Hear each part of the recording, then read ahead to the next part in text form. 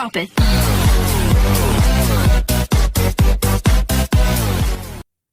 देखो,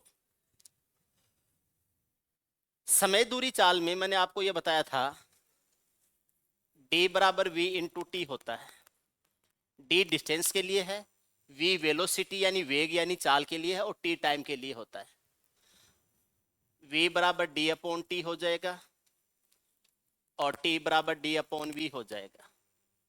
मैंने आपको बताया था d प्रोपोर्शनल है v के if t is constant, d proportional है t के इफ v इज कांस्टेंट, और v इनवर्सली प्रोपोर्शनल है t के इफ d इज कांस्टेंट।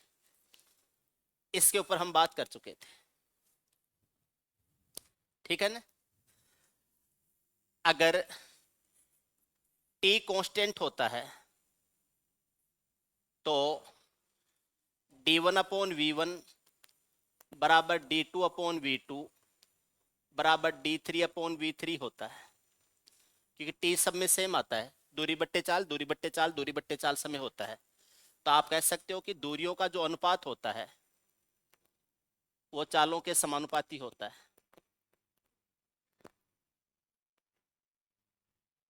ऐसे ही होता है। दूसरी कंडीशन है जब v कांस्टेंट होता है, v कांस्टेंट होता है यानी चाल है वो कांस्टेंट रहती है, अपरिवर्तित रहती है। तो पहली दूरी बट्टे पहला समय, दूसरी दूरी बट्टे दूसरा समय, तीसरी दूरी बट्टे तीसरा समय, तीनों चालें आपस में बराबर हैं। तो हम कह सकते हैं कि d1 अनुपात d2 अनुपात d3 बराबर हो जाएगा t1 अनुपात t2 अनुपात t3। समान चाल से तय की गई दूरियां समय के समानुपाती होती हैं और समान समय में तय की गई दूरियां चालों के समानुपाती होती हैं। समझ रहे हैं आप लोग। तीसरी कंडीशन आती है अगर d कांस्टेंट हो तो v1 into T one equal to v2 into T two equal to v3 into T three आएगा। दूरी दूरी दूरी तीनों दूरियां कांस्टेंट हैं, बराबर हैं। तो आप कह सकते हो v1 अनुपात v2 अनुपात v3 बराबर 1 अपॉन टी1 अनुपात 1 अपॉन टी2 अनुपात 1 अपॉन टी3 आ जाएंगे। चाल जो होती है वो समय के व्युत्क्रमानुपाती होती है, विलोमानुपाती होती है, प्रतिलोमानुपाती होती है, इनवर्सली प्रोपोर्शनल होती है। या समय का पूछे तो t1 अनुपात t2 अनुपात t3 ये हो जाएगा v1 अनुपात 1 अपॉन v2 अनुपात 1 अपॉन v3 हो जाएगा। ये बातें हमने कल थोड़ी सी डिस्कस करी थी। किसी को कोई दिक्कत है क्या? कोई दिक्कत नहीं, आराम से समझ में आ रहा है, ठीक है। कल फिर मैंने एक टाइप लिया था कि अब सवाल कैसे बन सकते हैं, उसके ऊपर लिया। ये बेसिक कंसेप्ट है। ये आपको अगर कोई कुछ भी नहीं पढ़ाए तो भी ये कंसेप्ट तो हर चैप्टर में लगेगा ही लगेगा। ये टाइम एंड वर्क में भी लगता है, ये आपके प्रॉफिट लॉस में भी लगता है, ऐसे कंसेप्ट आपके परसेंटेज में भी लगते हैं, मेंसुरेशन में भी लगते हैं। ये तो लगेंगे। मेंसुरेशन में भी जैसे आयत का क्षेत्रफल लेते हैं तो लंबाई गुणा चौड़ाई होता है, तो इस फॉर्मूले से वही निष्कर्ष निकलते हैं। समझ रहे? ट्राइंगल का एरिया लेते हैं तो एक बेस इंटू हाइट होता है, half of base into height होता है, तो ये तो लगेंगे। ठीक है। बेलन के वक्र पृष्ठ का क्षेत्रफल लेते हैं 2 पाई आर एच होता है। 2 पाई ऑलरेडी कांस्टेंट होता है, आर और एच के गुणनफल के प्रोपोर्शनल होता है, समानुपाती। तो ये आपके हर चैप्टर में लगेंगे। तो जिस दिन आपको इनके कंक्लूजन निकालने आ गए, और कंक्लूजन क्या है? यह है a बराबर b गुणा सी।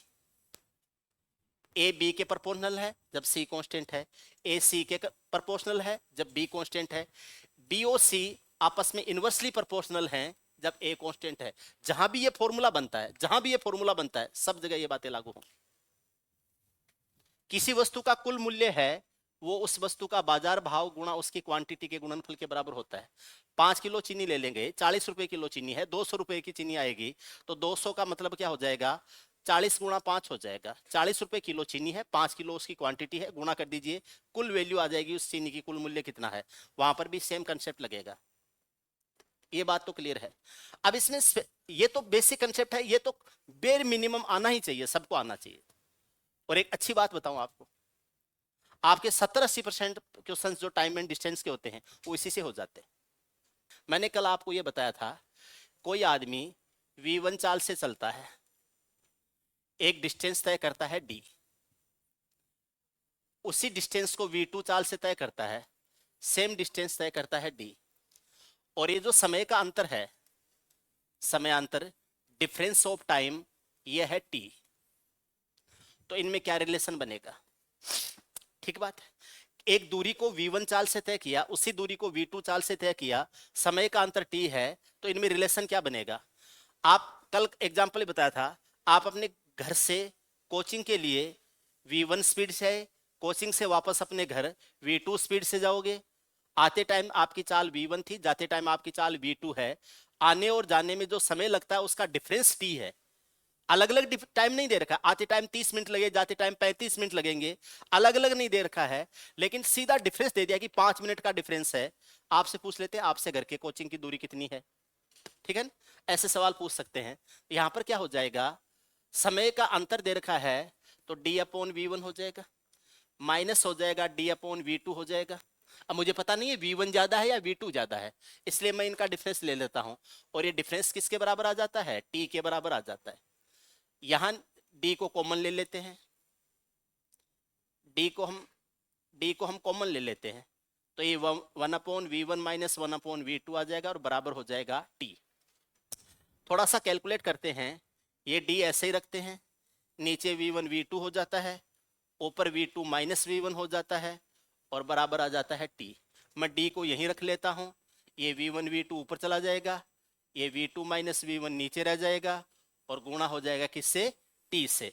अब मुझे पता नहीं है V1 ज्यादा है या V2 ज्यादा है, इसलिए यहां इनका जो डिफरेंस होता है उसको हम मोड में ले लेंगे, पॉजिटिव रिजल्ट्स यूज करने हैं, और टाइम भी कम ज्यादा लगा, कब कम लगा उसका मुझे पता नहीं, सीधा डिफरेंस दे रखा है, तो आप ये कह सकते हैं D will equal to V1 V2 upon हो जाएगा V1 माइनस V2, इसको मोड में ले लीजिए और इनटू क्या हो जाएगा? T हो जाएगा।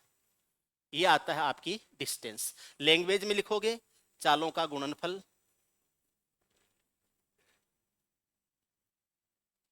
बट्टे हो जाएगा चालों का अंतर,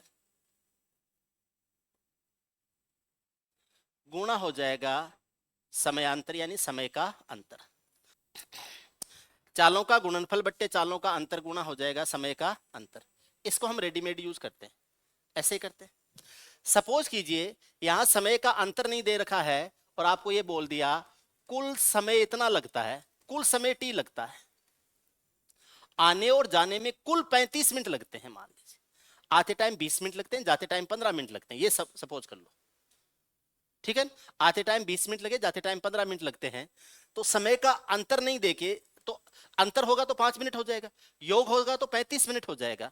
अगर योग दे दिया तो यहां पर समय का योग है, तो ये पहला समय, ये दूसरा समय, बीच में प्लस आ जाएगा, यहां पर प्लस आ जाएगा, यहां पर माइनस की बजाय प्लस आ जाएगा, यहां पर माइनस की बजाय प्लस आ जाएगा। चालों का अंतर है, इसकी जगह आ जाएगा चालों का योग, और जो समय का अंतर है उसकी जगह आ जाएगा कुल समय।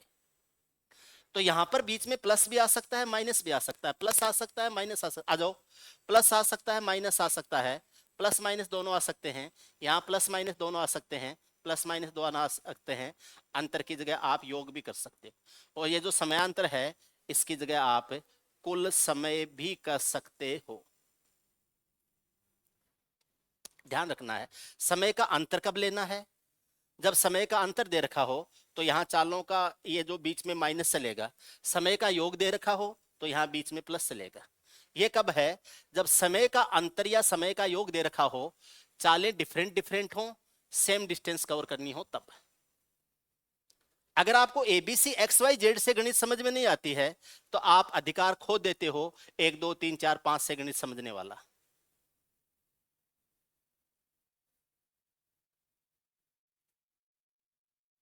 क्या ये बात सबको समझ में आ गई? कोई दिक्कत किसी को? कोई दिक्कत नहीं है, आराम से समझ रहे हो, आगे चल सकते हैं। देखो अब यहां पर यह हो जाता है कई बार चालें अलग अलग नहीं दी जाती, समय अलग अलग दे दिया। एक निश्चित डिस्टेंस है डी, इसको पहले t1 समय में तय किया, चाल को सेम रख चाल, फिर इसको t2 समय में तय किया और चालों का अंतर दे दिया, चालों का अंतर v है, चालों का अंतर v है। ऐसे समझ लो, कोई आदमी A है, A ने इस डिस्टेंस को t1 समय में तय किया है, B ने इस डिस्टेंस को t2 समय में तय किया है। A और B की चालों का अंतर है v, A और B की चालों का अंतर है v, तब डी, टी और v में क्या रिलेशन आएगा। अब यहां हम v करेंगे, दूरी बट्टे पहला समय बराबर पहली चाल, दूरी बट्टे दूसरा समय बराबर दूसरी चाल, दोनों चालों का अंतर ले लेंगे तो क्या आ जाएगा v। थोड़ी सी मेरी चालाकियों को समझो, पहले मैंने यहाँ चालें लेके समय का अंतर लिख दिया था, अब की बार यहाँ समय लेके मैंने चालों का अंतर लिख दिया। एग्जाम में सवाल दोनों ही तरीके से बनते हैं। ये d मैंने कॉमन ले लिया, पिछली बार यहाँ v1 v2 था, अब की बार t1 t2 है, ये हो जाएगा t1 और t2 हो जाएगा, ऊपर हो जाएगा t2 माइनस क्या हो जाएगा t1 हो जाएगा, और बराबर क्या हो जाएगा v। ये v क्या है, चालों का अंतर है, न कि अलग अलग चाल है। d बराबर हो जाएगा t1 t2, d बराबर t1 t2 upon t2 minus t1 हो जाएगा और इनटू हो जाएगा v। इसको मोड में ले लो, मुझे पता नहीं है पहला टाइम ज्यादा है या दूसरा टाइम ज्यादा है, नीचे आ जाएगा t1 माइनस t2 हो जाएगा और इनटू क्या हो जाएगा v हो जाए। ये v चालों का अंतर है, कोई चाल नहीं है, ये चालों का अंतर है। आप लिख सकते हो d बराबर समय का गुणनफल, अपन तो पहले मिल चुके हैं ना भाई साहब, हैं? बोलो, लेट आए हो उसको पूछ रहा हूं, जो लेट आया उसको पूछ रहा हूं। अपन पहले मिल चुके हैं ना, समय का गुणनफल बट्टे समय का अंतर गुणा चालों का अंतर। अब समय का अंतर हमें दिया हुआ नहीं होता है, अलग अलग समय दिए हुए होते हैं, इसलिए हम उनका अंतर बना देते हैं। चालों का अंतर हमें रेडीमेड दिया गया होता है। अब बात वही आती है, अंतर की जगह चालों का योग भी हो सकता है। अगर योग हो रहा है तो यहाँ माइनस की बजाय प्लस हो जाएगा, प्लस माइनस दोनों में आ जाएगा, प्लस माइनस दोनों में आ जाएगा, प्लस माइनस दोनों में आ जाएगा, अंतर की जगह योग हो जाएगा, चालों का अंतर की जगह भी चालों का योग हो जाएगा, चालों का योग। ऐसे सवाल पूछे जा सकते हैं।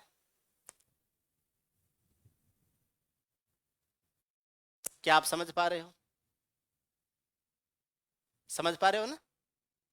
इस तरह से सवाल बन सकते हैं।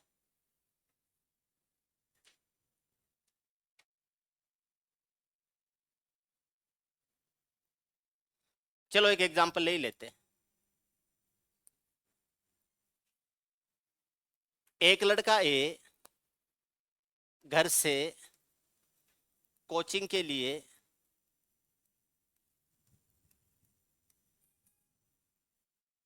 6 किलोमीटर पर आवर की गति से आता है तो 10 मिनट पहले पहुंच जाता है।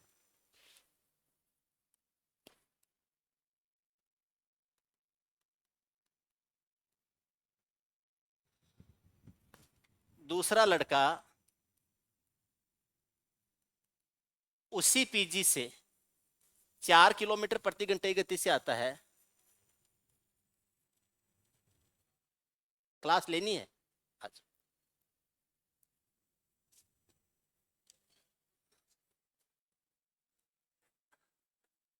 तथा 20 मिनट लेट हो जाता है और फिर एक पेज लेके आता है। 20 मिनट लेट हो जाता है। पीजी से कोचिंग की दूरी क्या है? पीजी से कोचिंग की दूरी क्या है? ये सिंपल सा सवाल है। अब आपसे यहां दूरी भी पूछी जा सकती है, आपसे पूछा जा सकता है पहले आदमी को कितना समय लगा, दूसरे आदमी को कितना समय लगा। ये भी पूछा जा सकता है अगर उसको सही टाइम पर पहुंचना होता तो किस स्पीड से चलना चाहिए था। अगर उसको सही टाइम पर पहुंचना है तो किस स्पीड से चले, कई सवाल बन जाते हैं यहाँ पे। देखो डायरेक्ट कर लेंगे, ये आ जाता है 6 × 4, नीचे आ जाएगा 6 - 4, 10 मिनट पहले और 20 मिनट लेट, इनका अंतर होता है 30 मिनट, ठीक है ना। इसको बंद कर दो ना। 30 मिनट का मतलब होता है आधा घंटा। ये 4 से ये 4 कट जाएगा और ये दूरी हो जाएगी 6 किलोमीटर। उसके पीजी से उसके कोचिंग की दूरी 6 किलोमीटर है, सही बात है। 6 किलोमीटर की डिस्टेंस है, 6 की स्पीड आता है, 4 की स्पीड से आता है, और बीच की डिस्टेंस कितनी है, 6 किलोमीटर। आपसे पूछे पहले लड़के को कितना समय लगा, तो जो पहला लड़का मैं ए मान लेता हूं, उसको लगा 6/6 बराबर 1 घंटे का समय लगा। दूसरे लड़के को कितना समय लगा, बी को कितना समय लगा, दूसरा लड़का बी है, 6/4, इसको 1.5 घंटे का समय लगा। आपसे पूछे पहुंचने में एग्जैक्ट सही टाइम कितना लगना चाहिए था, कितने टाइम में वो पहुंचता था कि एकदम सही टाइम पर पहुंच जाता, तो 1 घंटा जिसको लगा वो 10 मिनट पहले पहुंच गया है। इसका मतलब 1 घंटे 10 मिनट तक पहुंच सकता था। 1 घंटा 30 मिनट लगा, 1.5 घंटे मतलब 1 घंटा 30 मिनट। 1 घंटा 30 मिनट जिसको लगा है वो 20 मिनट लेट पहुंचा है, इसका मतलब 1 घंटे 10 मिनट, तो सही समय हो जाएगा 1 घंटा 10 मिनट हो जाएगा। अगर वो 1 घंटा 10 मिनट में पहुंचता तो एग्जैक्ट टाइम पर पहुंचता। आपसे पूछे अगर एग्जैक्ट टाइम पर पहुंचना है तो उसकी स्पीड कितनी हो जाएगी, तो एग्जैक्ट टाइम पर पहुंचना है तो बीच की दूरी तो कितनी है, 6 किलोमीटर है, तो दूरी तो हो जाएगी 6 किलोमीटर, और उसकी जो टाइम है वो कितना है, 1 घंटा 10 मिनट। 10 मिनट 1/6 घंटा होता है, 1/6 घंटा होता है, तो आप कह सकते हो 1 = 1/6, 1 = 1/6 होता है 7/6, तो बट्टे वाला 6 ऊपर चला जाएगा और ये हो जाएगा 36/7, 5 = 1/7। अगर किस स्पीड से चले कि वो एग्जैक्ट टाइम पर पहुंचे, तब उसकी स्पीड हो जाएगी 5 = 1/7 किलोमीटर पर आवर। ये 2-3 बातें हैं जिनका आपको ध्यान रखना है। आपको ये डाटा दिया जाएगा और उस पर कोई भी सवाल पूछा जा सकता है। आपको आदत क्या होती है, एक टाइप का सवाल करने की आदत होती है।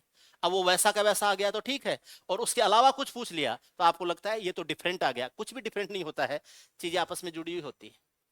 दोबारा समझ लीजिए, घर से कोचिंग के लिए 6 किलोमीटर प्रति घंटे की गति से आता है और 10 मिनट जल्दी पहुंच जाता है। एक दूसरा लड़का है उसी पीजी से, पहला लड़का है ए, दूसरे लड़के को बोल देता हूं बी।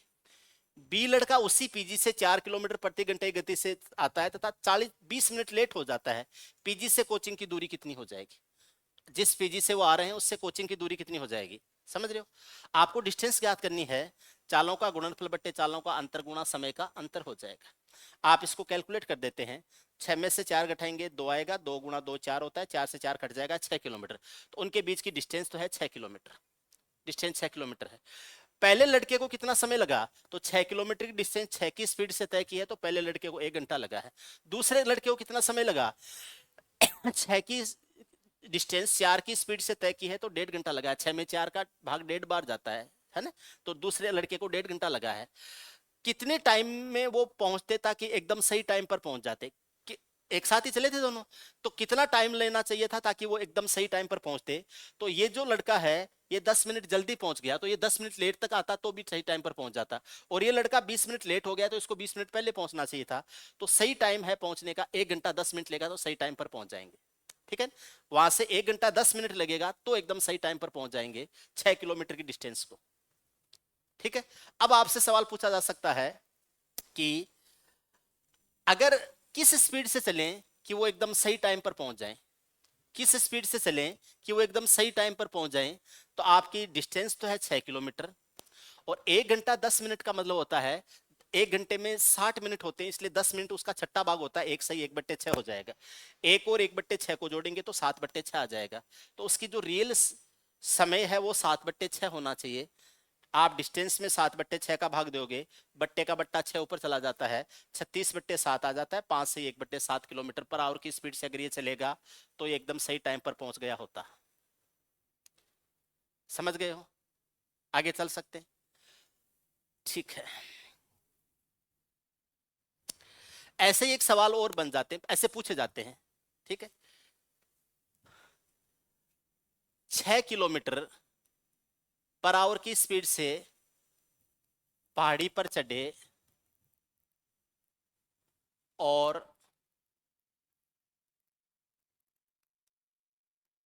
14 किलोमीटर पर आवर की स्पीड से उतरे तो 2 घंटे लगते हैं।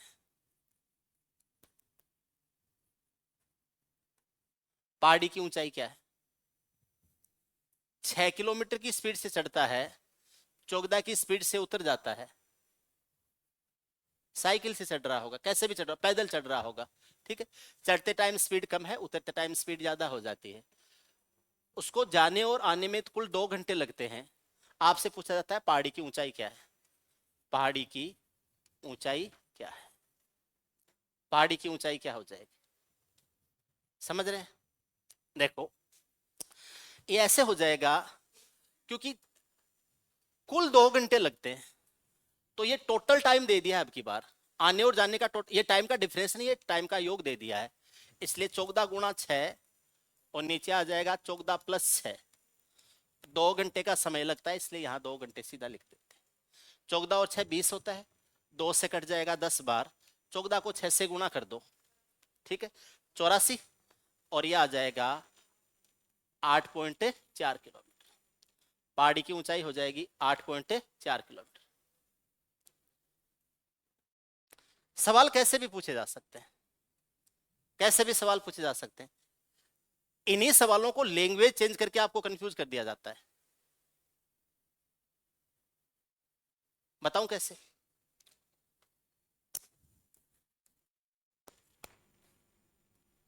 स्थान ए से कोई फादर यानी पिता 8 किलोमीटर प्रति घंटे की गति से चलता है।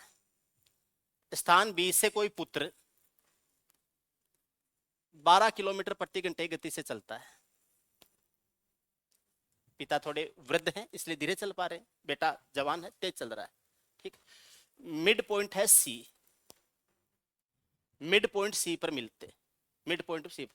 लेकिन मिलने से पहले पुत्र को 15 मिनट इंतजार करना पड़ता है,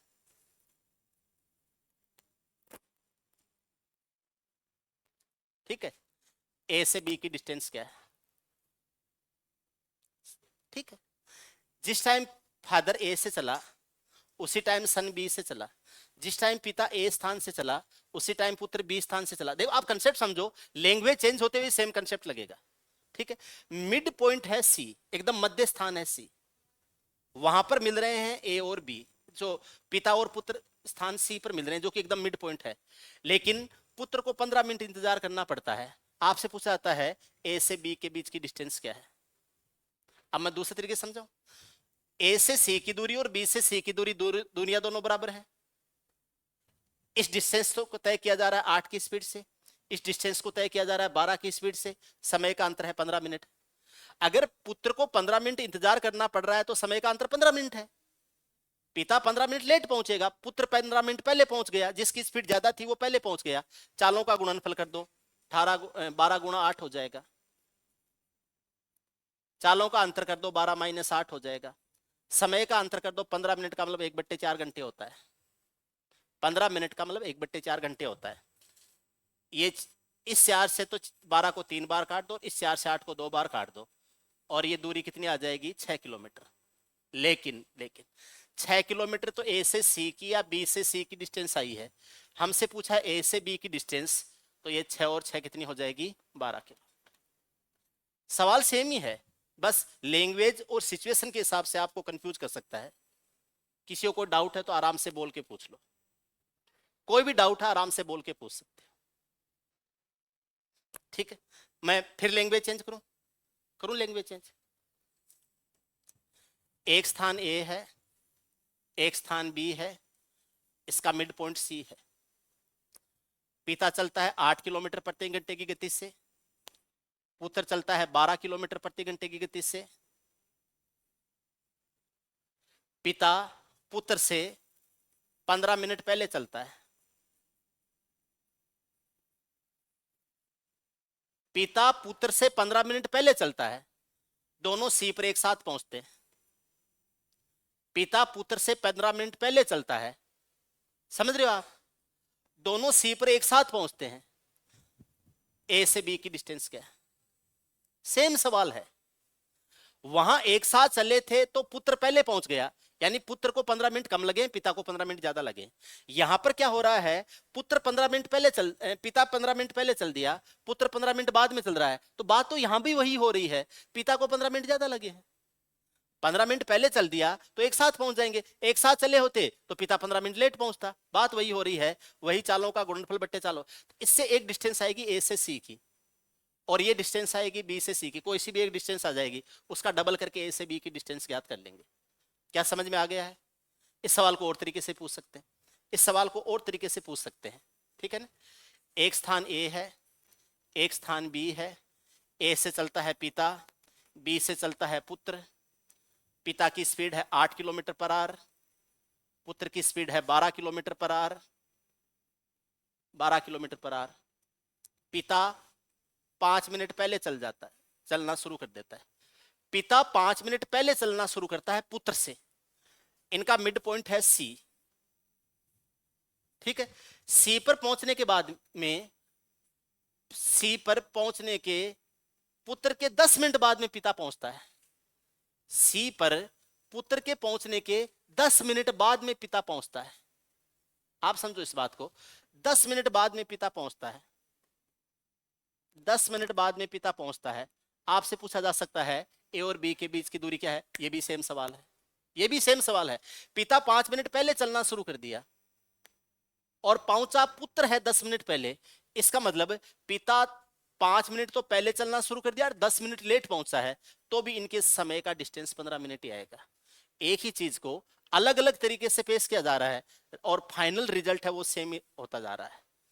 तो कभी भी आपको कोई भी सिचुएशन हम डिस्कस करते हैं यहां पर, अगर वो सिचुएशन मैंने एक तरीके से बताई है तो वो 4 अलग अलग भाषाओं में, अलग अलग लैंग्वेज में आपको कंफ्यूज करते हुए दी जा सकती। 5 मिनट पहले चला, पहुंचा है पुत्र 10 मिनट पहले। इसका मतलब ये 5 मिनट पहले चल लिया और 10 मिनट लेट पहुंचा है। इसका मतलब पिता को लगा हुआ टाइम पुत्र के टाइम से 15 मिनट एक्स्ट्रा हो गया, तो समय का अंतर 15 मिनट ही आएगा। आप समझ पा रहे हो? कोई दिक्कत नहीं है? ठीक।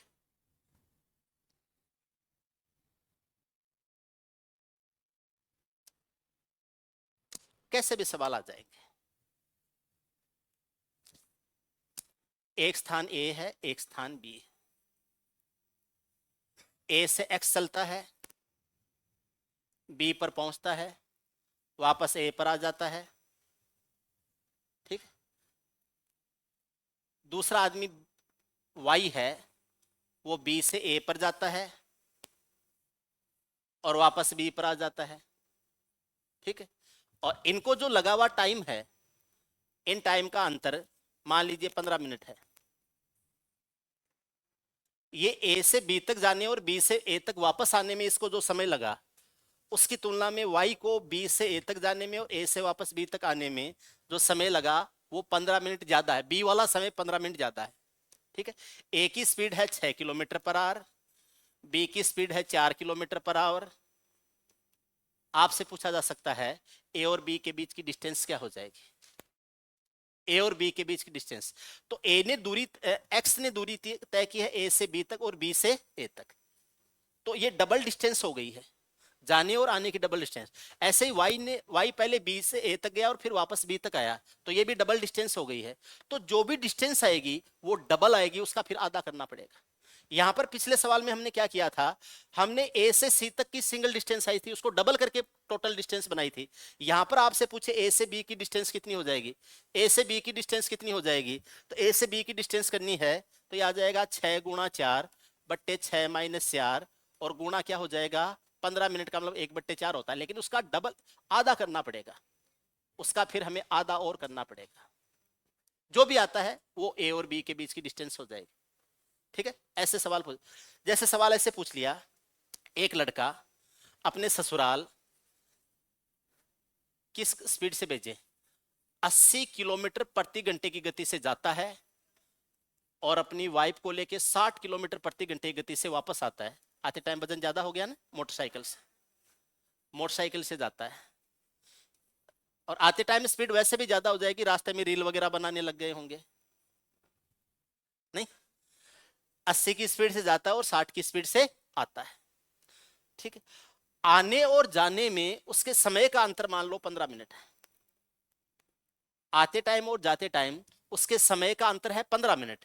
अब यहां दो सवाल बनते हैं, उसके घर से ससुराल की दूरी कितनी है? तब क्या हो जाएगा, 80 गुणा 60 बट्टे हो जाएगा 80 माइनस 60, 15 मिनट के घंटे बना दो, 15 मिनट का घंटा होता है 1/4। घंटा बनाना आता है क्या? आगे बताऊंगा, ठीक है, आता है ना, हाँ। 1/4 हो जाएगा, 20 का चौगुना 80, 80 से 80 कट जाएगा, और ये डिस्टेंस कितनी हो जाएगी, 60 किलोमीटर हो जाएगी। कोई नहीं, ये दूरी कितनी हो जाएगी, 60 किलोमीटर। लेकिन अगर सवाल ये पूछ लिया जाए मोटरसाइकिल द्वारा तय की दूरी क्या होगी, 60 गई है 60 आई है, तब 120 किलोमीटर। उसके घर से ससुराल की दूरी कितनी है, 120 किलोमीटर, लेकिन उस व्यक्ति द्वारा तय की गई दूरी कितनी हो जाएगी, 60 और 60 120 किलोमीटर। तो इस टाइप के सवाल बन सकते हैं, आपको ध्यान रखना, ठीक है। आपको एक बड़ा कंसेप्ट लेके समझाता हूं, एक एग्जांपल से समझाता हूं, सेकंड सिचुएशन कैसी बन सकती है, ठीक है। और उसको मैं थोड़ा सा तो रेडीमेड याद रखने के लिए बोलूंगा, और उसके बाद में उसके ऊपर कितने सवाल और बन सकते हैं उसके ऊपर अपन बात करेंगे। आप इसको नोट कर लेना, किसी वास्तविक चाल से, मैं इंग्लिश में बोल दूंगा, चाल से v1 कम चाल से चलकर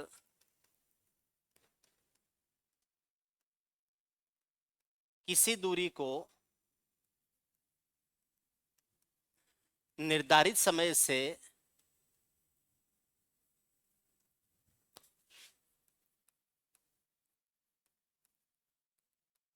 t1 समय अधिक लगता है,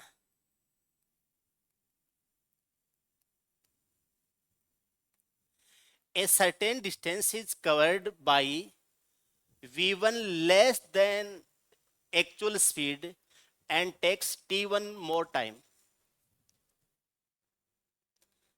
A certain distance, if a certain distance is covered by v1 less than actual speed, it takes t1 more time. ऐसे लिख दो, कैसे भी कर लो, अपनी लैंग्वेज में उसको ट्रांसलेट कर लो, आपके समझ में आ जाए, बाकी किसी से कोई मतलब नहीं। यदि इसी दूरी को वास्तविक चाल से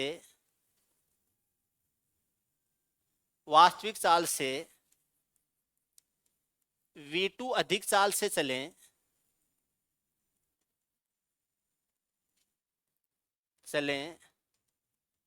तो निर्धारित समय से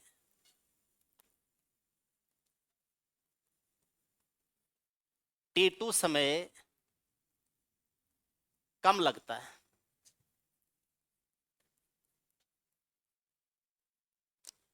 If the same distance is covered by v2 more than actual speed, then it takes t2 less time than it takes in normal condition. यानी एक्चुअल स्पीड है उससे v2 अधिक चाल से चलें, more than v2 speed, it takes t2 less time than actual time. जो actual time है उससे t2 टाइम कम लगता है। अब न तो आपको यह बताया है कि स्पीड क्या है, ना आपको यह बताया है कि टाइम क्या है, ठीक है। जो हमेशा स्पीड से चलता है उसकी तुलना में आज तेज चल रहा है या धीरे चल रहा है, और हमेशा जो टाइम लगता है उसकी तुलना में आज टाइम थोड़ा कम लग सकता है या थोड़ा ज्यादा लग सकता है। अगर हमेशा एक पर्टिकुलर स्पीड से वो आदमी चले और एक निश्चित डिस्टेंस को कवर करे और एक स्पेसिफिक स्पीड को मेंटेन रखते हुए चले, ठीक है, और एक फिक्स टाइम हो, एक फिक्स डिस्टेंस है, फिक्स स्पीड से चलता है और फिक्स टाइम उसको रास्ते में लगता है, तीनों चीजें फिक्स हैं। अब उसने दो कंडीशन बना दी, एक कंडीशन बना दी हमेशा जिस स्पीड से चल रहा था उससे आज स्पीड कम है, तो उसको हमेशा जो टाइम लगता है उससे टाइम ज्यादा लगेगा। और दूसरी कंडीशन ये बना दी कि हमेशा जिस स्पीड से चलता है उसकी तुलना में आज स्पीड ज्यादा है, तो हमेशा जो टाइम लगता है उसकी तुलना में आज टाइम कम लगा है। क्या आप मेरी बातों को समझ रहे हैं क्या? यहाँ V1 V2 और T1 T2 किसको रिप्रेजेंट कर रहे हैं? V1 और V2 स्पीड नहीं है, V1 और V2 स्पीड नहीं है, ये रियल स्पीड से कम और ज्यादा है। T1 और T2 टाइम नहीं है, ये जो एक्चुअल टाइम लगता है उससे कम और ज्यादा है। अगर रियल स्पीड है उससे ज्यादा स्पीड से चलेगा तो जो एक्चुअल टाइम है उससे कम टाइम लगेगा, और रियल स्पीड है उससे कम स्पीड से चलेगा तो जो एक्चुअल टाइम लगता है उससे ज्यादा टाइम लगेगा। ये स्थितियां बन गई। यहां से सवाल बनते हैं। पहला सवाल बनता है वास्तविक चाल क्या है, यानी एक्चुअल स्पीड क्या है, रियल स्पीड क्या है। दूसरा सवाल है पहली चाल क्या थी। दूसरा सवाल। तीसरा सवाल दूसरी चाल क्या थी। चौथा सवाल वह दूरी क्या है। पांचवा सवाल पहला समय क्या था या निर्धारित समय क्या है।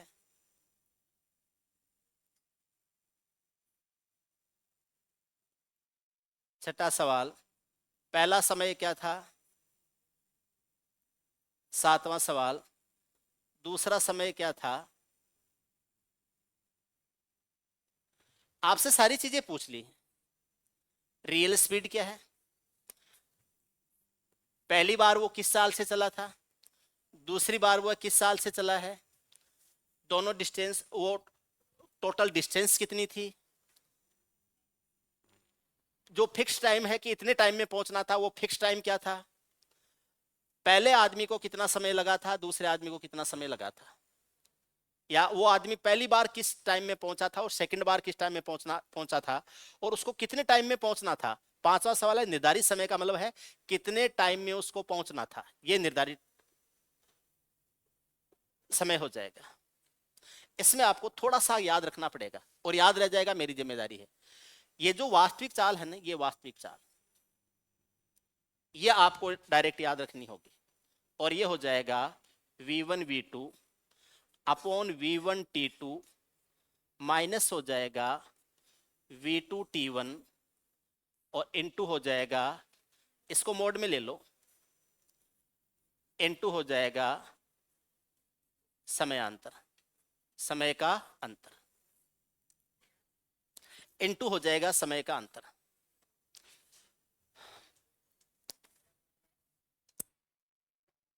एक सवाल करते हैं।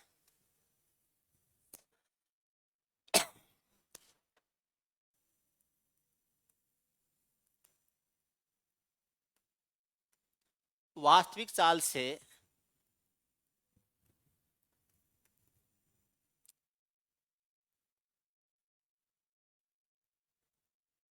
पंद्रह किलोमीटर पर आवर कम गति से तय करें। मेरी राइटिंग ज्यादा अच्छी नहीं है, आप मैनेज कर लेना। कम गति से तय करें तो निर्धारित समय से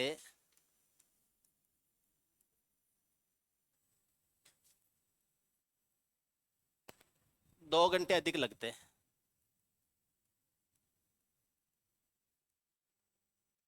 इसी दूरी को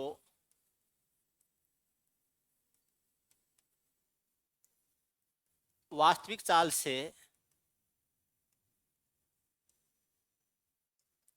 10 किलोमीटर प्रति घंटे अधिक गति से तय करें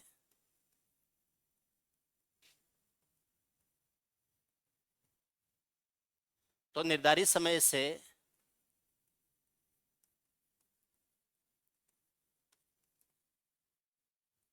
1 घंटा कम लगता है।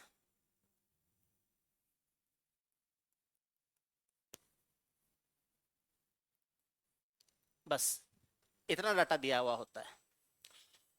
और अब ये सारे के सारे सवाल,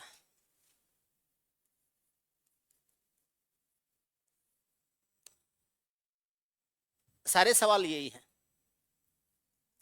वास्तविक चाल, पहली चाल, दूसरी चाल, वह दूरी क्या है, निर्धारित समय क्या है, पहला समय क्या है, दूसरा समय क्या है, ये सारी बात। आप कुछ मत करो, मैं बताता हूं। ठीक, आप तो ठाठ से बैठे रहा करो। ठीक है, आपको मैं सवाल कराने वाला हूं, टाइम एंड डिस्टेंस। आपको मैं कितना काम कराऊंगा वो अपना, पहले मैं बता रहा हूं, आप आराम से ठाठ से बैठा रहा करो। ठीक है, आपको जब कराने होंगे तो फिर मैं मजे लूंगा, आप करोगे सवाल। ठीक है, 15 किलोमीटर कम गति से तय करें तो निर्धारित समय से 2 घंटे अधिक लगते हैं। इसी दूरी को वास्तविक चाल से 10 किलोमीटर प्रति घंटे अधिक गति से तय करें, निर्धारित समय से 1 घंटा कम लगता है। पहला सवाल है, वास्तविक चाल क्या हो जाएगी?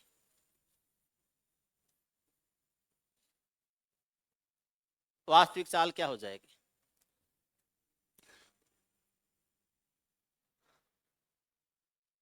ये हो जाएगा V1 गुणा V2 15 गुणा 10।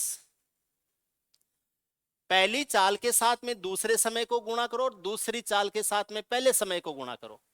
15 के साथ में 1 को गुणा करो तो ये 15 गुणा 1 हो जाएगा, और 10 के साथ में 2 को गुणा करो तो 10 गुणा 2 हो जाएगा। अब यहां पर आपको ध्यान क्या रखना है, ये मोड में है इसलिए प्लस वाला यूज करना है। भले ही ये 15 में से 20 घटाने के बजाय 20 में से 15 घटाओ, अंतर लेना है जो कि क्या आएगा, 5 आएगा। और जो समय का अंतर है, 2 घंटे अधिक और 1 घंटे कम का अंतर होता है 3 घंटे। 2 घंटे अधिक और 1 घंटे कम का अंतर होता है 3 घंटे। उसको 2 घंटे एक्चुअल से ज्यादा लग रहे हैं, इसको कम लग रहा है, 3 घंटे का अंतर होता है, इसलिए गुणा कर दो किससे, 3। 5 से 15 3 बार कटेगा, 3 का 3 गुणा 9, और यह आ जाएगा 90 kilometre per hour. Actual speed है 90 की। पहला सवाल है, वास्तविक चाल क्या हो जाएगी? वास्तविक चाल हो जाएगी 90 किलोमीटर पर आवर हो जाएगी, 90 किलोमीटर प्रति घंटे हो जाएगी। क्रॉस चेक करवा दूंगा मैं, क्रॉस चेक करवा दूंगा, उससे आपको समझ में आ जाएगा। एक्चुअल स्पीड हो जाएगी 90 किलोमीटर पर आवर, 90 किलोमीटर प्रति घंटे हो जाएगी। समझ रहे हैं आप लोग? अब आपसे पूछा जाता है, दूसरा सवाल क्या है, देखो पहली चाल क्या थी, पहली चाल क्या थी? पहली चाल 15 कम थी, इसका मतलब 90 से 15 कम कर दो।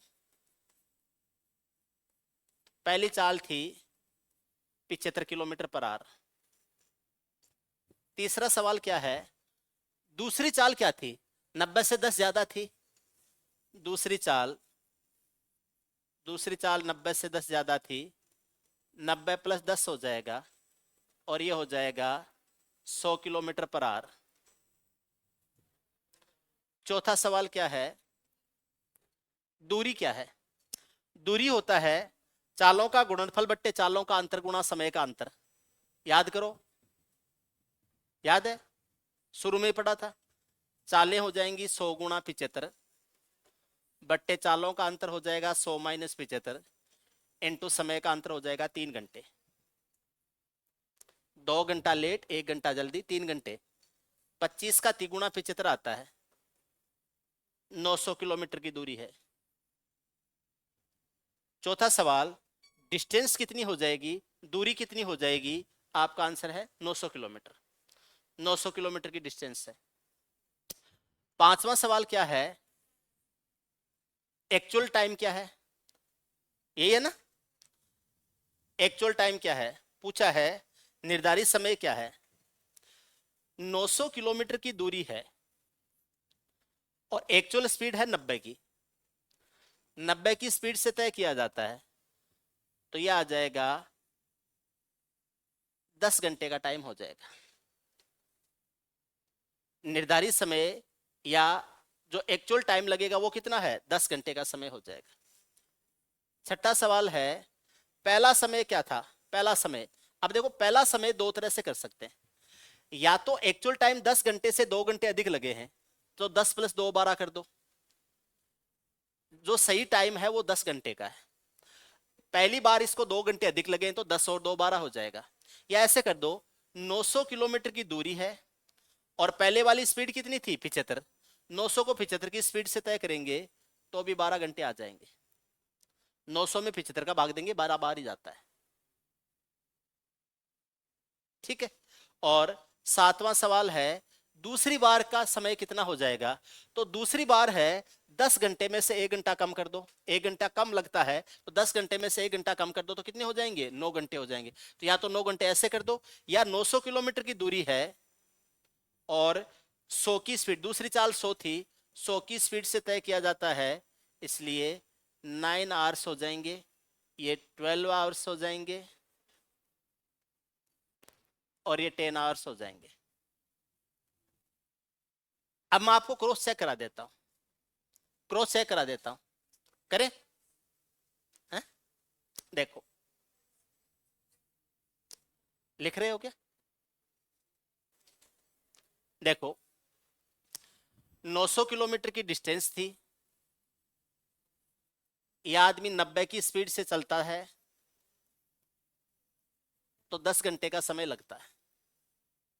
900 की स्पीड है, 90 की 900 की डिस्टेंस है, 90 की स्पीड से चलता है तो 10 घंटे का टाइम आता है। दूरी है 900 किलोमीटर, 90 उसकी स्पीड है और 10 घंटे का समय लगता है। ठीक है।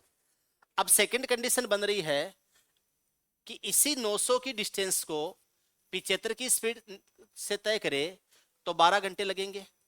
तो अब देखो स्पीड अगर 15 कम हुई तो 2 घंटे ज्यादा लग गए। ऐसे इसी 900 को अगर 100 की स्पीड से तय करे तो 9 घंटे लगेंगे। अब देख लो स्पीड जो है वो 10 बढ़ गई तो आपका जो समय है वो 1 घंटा कम हो गया। समझ रहे? आपसे पूछे वह डिस्टेंस कितनी है 900 किलोमीटर, एक्चुअल स्पीड कितनी है 90 किलोमीटर प्रति घंटे। ठीक है, पहले वाली स्पीड क्या थी 75 किलोमीटर प्रति घंटे, दूसरी वाली स्पीड क्या थी 100 किलोमीटर प्रति घंटे। एक्चुअल टाइम कितना लगना चाहिए था 10 घंटे। ठीक है, पहली बार टाइम कितना लगा 2 घंटे ज्यादा 12 घंटे, दूसरी बार टाइम कितना लगा 1 घंटे कम यानी 9 घंटे। ऐसे आप इनको तय कर सकते हैं। ठीक है, आप कहोगे तो इस कंसेप्ट के ऊपर एग्जाम्पल हम और ले लेंगे, इसी कंसेप्ट के ऊपर एग्जाम्पल और ले लेंगे। पढ़ के आए तो आ जाएं, मैं क्लास में जो पढ़ाने वाला हूं, क्लास में हम कल से रिलेटिव स्पीड के बारे में पढ़ेंगे। रिलेटिव स्पीड होता है जब दो वाहन या दो व्यक्ति मिलके किसी डिस्टेंस को कवर करते हैं, या तो आमने सामने आते हुए या अपोजिट डायरेक्शन में आते हुए। ठीक है ना? तो मिलके किसी डिस्टेंस को कवर करते हैं, सर्कुलर राउंड में चल रहे होते हैं, लीनियर राउंड लीनियर ट्रैक पर चल रहे होते हैं, सेम डायरेक्शन में हो सकते हैं, अपोजिट डायरेक्शन में हो सकते हैं। चेसिंग के क्वेश्चंस बनते हैं, एक आदमी दूसरे आदमी का पीछा कर रहा है। ठीक है, या फिर और किसी तरीके से हो सकता है, कल हम इनके बारे में डिस्कस करेंगे।